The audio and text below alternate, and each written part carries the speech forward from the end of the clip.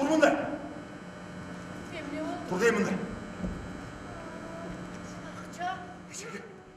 Sen просто увидел, просто кыялданып мечтать этип койдуң, болду, все болуп атпайбы? Sen лихорадка башталды, вот этот акчаны көргөндөчү. Баарын уnuттуң. Bitти уже, касиетиң bitти. Аскар байке, жаңылбаңыз. Аябачы, белек болсун өзүңдөн ошол гана. Неге мынча бук болом камыккансып, ысыйт денем ал улам жана.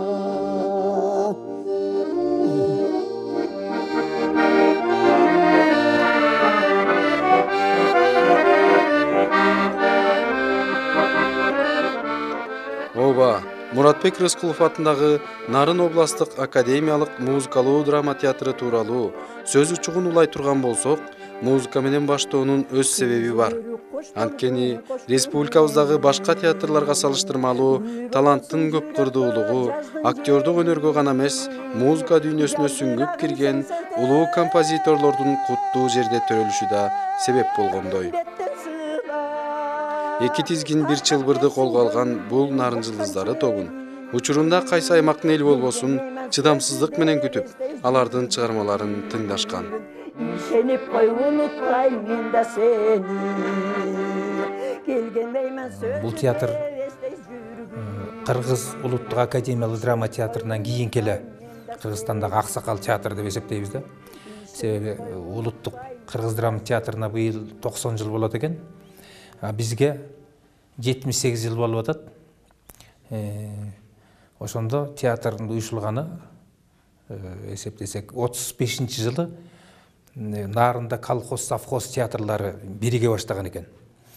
Анан 37-жылы колхоз, совхоз театрлары деп уюшулуп, 39-жылы анан кийин Кыргызстандын маданият, искусство декадасы болуп, анан ошондо Нарын областтык театры деп уюшулган экен.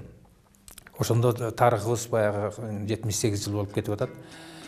Театрдын биринчи директору болуп Курманалиев деген аксакал дайындалган экен. Ал көркөм жетекчилигине болсо, Кыргыздын аттын кашкасында белгилүү эл артисти Абдыбашым Көбөгөнов дайындалган. Кийин бул театр иштеп жүрүп, анан кийин 49-жылы кайра жоюлуп, 58-жылы кайра көлгө кетип, анан кайра 58-жылы кайра уюшулган экен. Ошол 58-жылдары анан Ташкенттен театралдык жогорку окуу жайын бүтүп, Медербек Назаралиев деген Кыргыздын залкар режиссеру бүтүп келип, ушул театрда ошол биринчи баягы окуган, билимдүү, квалификациялуу режиссер болуп иштеп, анан театрдын гүлдөп өсүшү мына ошол өзүнчө бир мындай бир өсүү, гүлдөө бир учуру ошол Назаралиевдин тушуна келиши менен байланыштуу да. Ошол Назаралиев келгенден кийин жалаң мындай классикалык чыгармалар коюла баштаган экен. Ошол театр Москвага барган. Ошондо залкар артисттин баары иштеген. Алар санап отурсак көп артисттер.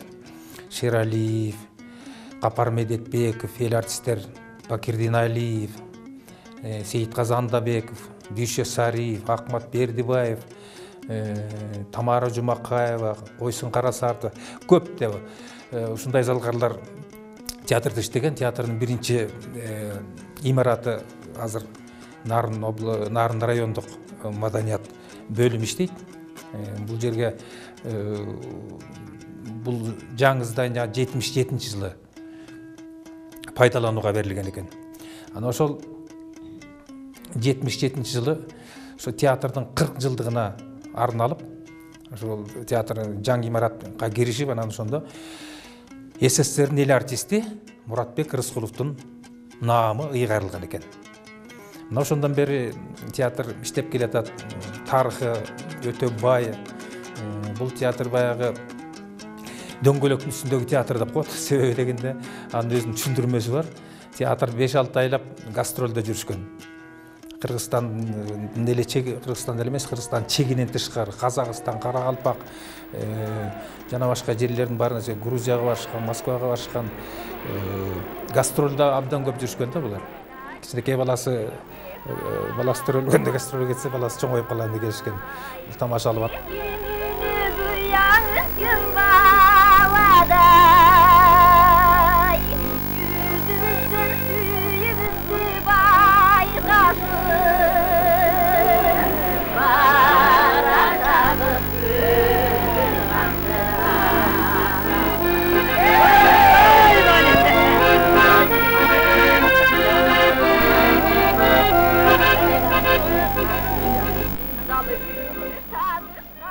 Жогоруда айткандай дөңгөлөк үстүндө сапарга арткан жылдыздар, ымыркай баласын бооруна кыскан энелер, табияттын түркүн шарттарына көнүп, оору сыркоо, азап тозокту бирге тарткан жашоо биз үчүн балким жомоктой туюлар. А бирок өнөр тармагындагы кечээки асылдар үчүн чындыктын өзү Төлөмүш Океевдин сценарийинин негизинде тартылган Бекеш Абдуллаевдин фильминде көрүнүп турат. Бул турмушту Бермет Өмүрова да баса белгилегиси келет. Биздин театр музыкалдуу драматский театр болгондон кийин биз ырдагы, спектакльдагы баары бирге жүрүш керек, шайкеш жүрүш керек дегендей балдар. Мына спектакльдер жүрүп атат.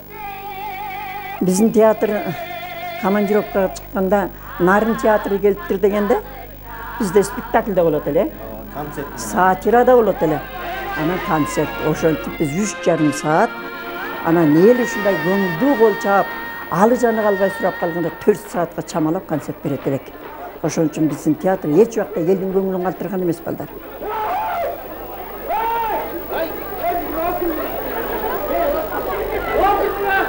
Тиштаныздар кымбаттуу туугандар. Тинчирап отурсаңыз болбойбу? Ойбой, жарыктык дешем. Туугандар! Мактар кысып суулдабай күн көтүрүп укпайсыңар. Күн көтүрөсүңөрбү? Азыр баштайбыз. Эми ал кезде гастролдо спектакль коюп аркасынан концерт коймойн эл бизде кабыл алчу эмес. Биздин менталитет ушундай болуп калган экен, калыптанып.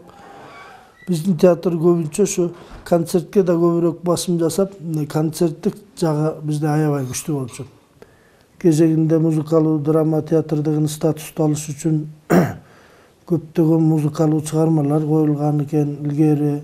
Ошол эле жанагы Үкөй деген коюлду, Кадырбай Мамбетакыновдун музыкалуу драмасы, Аксаткын менен Кул Мурза дегендер коюлду. Жана Ханума деген музыкалуу эмеле коюлду. Сагарели деген грузиндердин драматургунун музыкалуу эмеси коюлду. Чындыгында эле Нарын музыкалуу драма театрынын репертуары бай. Театрда Кыргыз улуттук драматургиясынан Токтоболот Абдымомуновдун Борбаш, Кумдуу дөбө, Замандаш, Бектеновдун Барчылык өрөөнү, Жантөшевдун Курманбек жана башка пьесалары коюлган. Андан кийин Жусуп Турусбековдун Ажал ордуна, Касымалы Жантөшевдун Шайтан кыз, Чокмор, Лелин келетене, Чыңгыз Айтматовдун Кызыл жоолук жалжалым, Бетме-бет, Токтоболот Абдымомуновдун Атабектин кызы, Ашырбай, Жарыктык карыларым, Токтогуловдун Тоо балладасы, Жибек Жал, Жалил Сыдыковдун Тайгак жол, Боз торгой, Чамгак таштын сыныгы, Насыр Давлесовдун Аста секен колукту, Бексултан Жакиевдин Атанын тагдыры, Мен кыял, Жалил Абдыкадыровдун Жүрөгүм менин тоолордо спектакльдери ийгиликтүү коюлган. Нарын театрынын сахнасында бир гана жергиликтүү чыгармалар эмес, орус, боордош жана дүйнөлүк маданияттын үлгүлөрү аткарылган. Айталы Вишневскийдин Оптимистик трагедия, Гулямдын Таш балта ашык, Бестин Эсеп 00, Шекспирдин Отелло, Виндзордук ойсокелер, Островскийдин Күнөөсүз күнөөлүүлөр, Кожо Ниязовдун Сүйбөгөнгө сүйкөнбө, Гогольдун Текшерүүчү, Анкиловдун Солдаттын жесири, Табылды Актановдун Күч күйөө, Каримовдун 6 күнү той болот жана башка көптөгөн чыгармалар.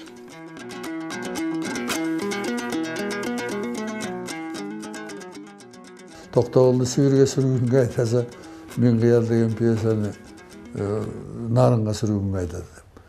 Ана ошол даярдалып атканда анда Болобек Ибраев башкы режиссер болуп барды. Ошол чыкырды. 1-2 жума мурда келип. Ана мен барып иштештим. Артисттер үчүн да пайда болду, мен үчүн да пайда болду, режиссер үчүн дагы. Асырбек Султан Жакиевден Миң кыял спектаклинен үзүндү көрөсүздөр. Үйүңөр абдан катуу учуп калды го, Шашпа достум. Сенин сатайыңды бере албасам, атамдын этин жеп карайын. Атаңдын эти кайсы жагынан баштап жери? Кегенди. Сенден корко турган Токтогул эмес. Еген берди, кетти. Кутуң учуп кетти. Ana. Yıldızın ıldıyla kelebek. Üzülüp baradat, üzülüp düştü. İşine romanlıydı eken. Bahtiyar seninki de şöndü. Korkuldaran kuzgun dese. Kapkaydan korsan. Токтогулду өзү куудул иши болду. Анан чаба урат экен. Эй, байкеси, колуңду көп ойнотпа. Аклың, оюң, сезимиң ойгонсун. Бадары башты кыймылдабай туруп, кыймылдатпай туруп, ойдун кыймылын берүүгө болот. Ооба түшүндү эле анан эле мен колго чаба бердим. Колго чаба берип анан ошол көндү кийин. Ушундай болду да. Анан ошондо роль аткаргандардын баары мыкты болду. Жанагы Капар Медетбеков өзү чоң ролду ойноду. Токтогулду Бакырдин ойноду. Атакан деген алышып калган, аны Дүйшө Сариев Укмуш ойногон. Анан ушу жанагы Жамакаева Тамара бир баланын эпизод ролун ойногон. Кой кайтарган баланы. Укмуш көз алдында эмесе турат да. Ошол мезгилдердеги коллектив абдан мындай бир жаштар менен эметип, күн түндү билбей иштеген, бири-бирибизден бирибиз өтүп, талашып тартышкан мезгилдер. Ошондо преступление наказание биринчи коюлду. Достоевскийдин преступление наказание коюлду. Андан баягы Назар Алиев главный ролду ойногон. Ал Москвага көргөзүлдү, Король Лир коюлду, Макбет коюлду. Мына ошол мезгилдердеги Чыңгыз Айтматовдун эрте жаздагы турналары коюлду. Ошол мезгилде бири-бирибизден талашып эметип отуруп, малый залды биринчи Кыргызстанда биз ачканбыз. Кыргыз бул искусствосуна ошондо бир Нарын театры чоң салым кошту. Анан Москвага декадага барылдык. Декадага баргандан кийин, ошо Король Лирди көргөндөн кийин, ошо Москванын көрүүчүлөрү, сынчыларынын баардыгы таазим кылышып, ошондо акыркы анан областтык театрдан, Советтер Союзунда мындай тарых болгон эмес. Областтык театрдан народный артист Союз СССРди Капар Медетбеков аксакал алды да. Анан мына ошонун негизинде келген биздин театр академический театр болуп калды. Ошол мезгилдерде народный артисттерден Бакырдинова, Галем Кашеже, Андыбеков Аксакал, Тамара Жумакаева, мына ошол мезгилде биздин театрга бүт СССР боюнча көңүл бура баштады. Режиссерлор келген сайын жанагы кадрлардын баардыгы топтолгондон кийин өзүнчө школадан да өтүп, жанагы самородоктордун баардыгы бүт профессионалдуу уровеньге жетти да.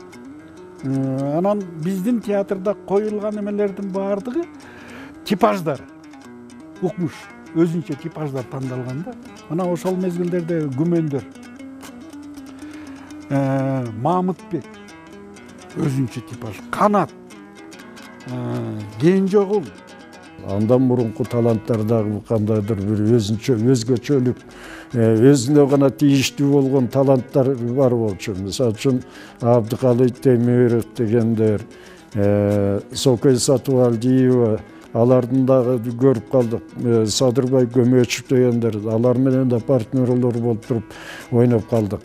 Анан эми бизде деле азыр Кудайга шүгүр уучубуз кур эмес, момундай болгон жаштар келатат. Кудайым буйруса ошолор калтырып кеткен жолду, ошолор калтырып кеткен мындай бир немени улантатпа деген ойдомун. Минтиген жерден безип, тентип жүрөбүз. Калган батамды да азапка сал. Сен чындыгыңды бирөө уктубу? Үзөңгү кушкутайга кетти деп, калгакшап ботодой боздодуң эле. Кана! Кана! Кана! Сен чындыгыңды бирөө укканы, кана!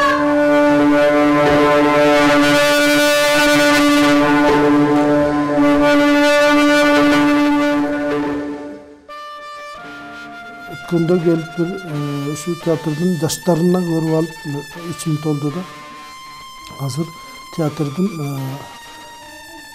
ушундай чыгармачыл тобу көпчүлүгүн жаштар түшүп калыптыр. Бойлуу жакшы герой болчу балдар келиптир, кыздар келиптир өңдө түштү. Ушулар менен көп нерсе жаратса болот.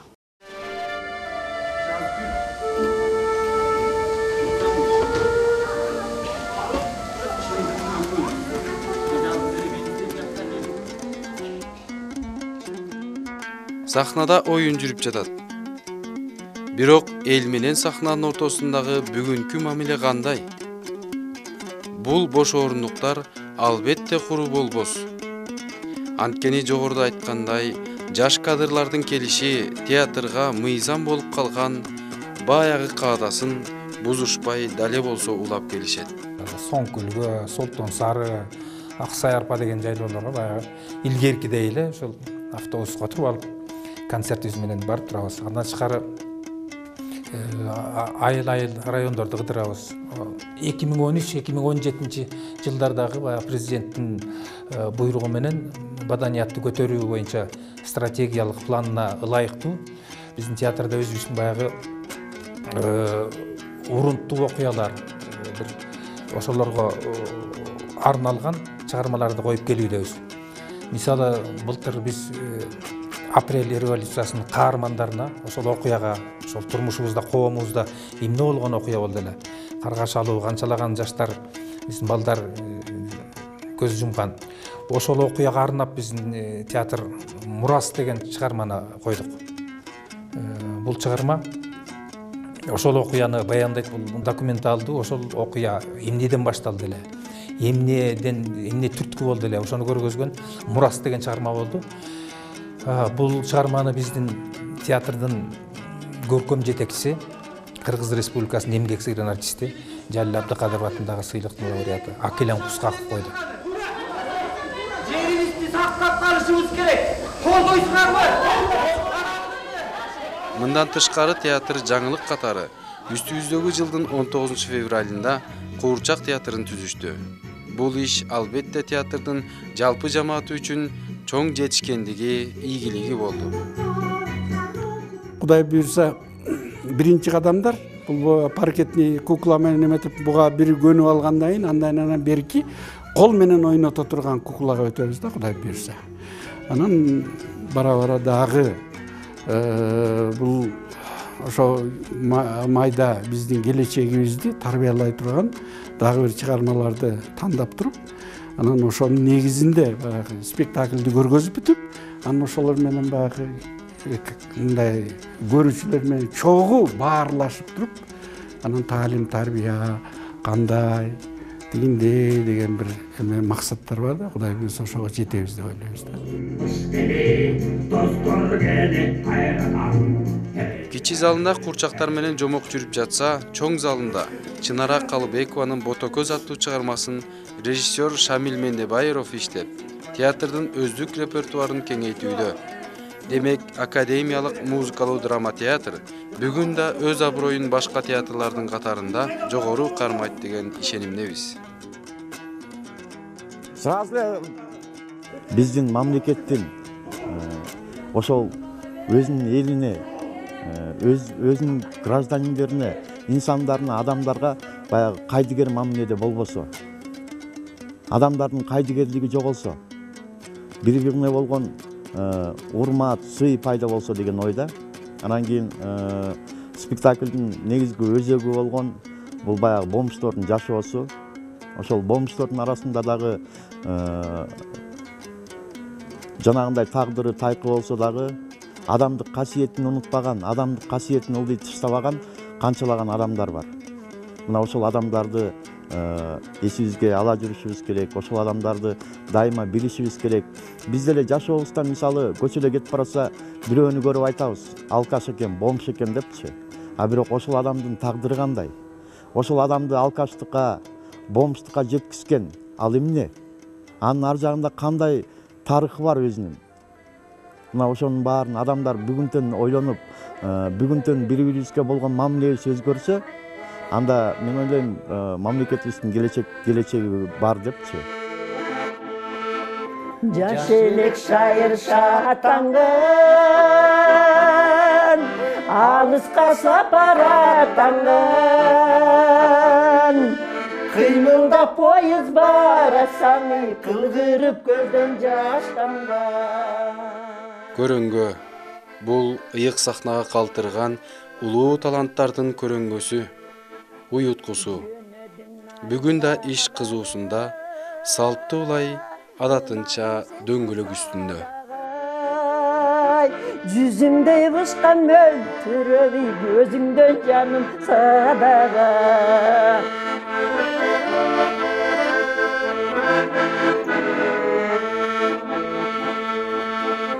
Көрүсөм деймин кайрабат,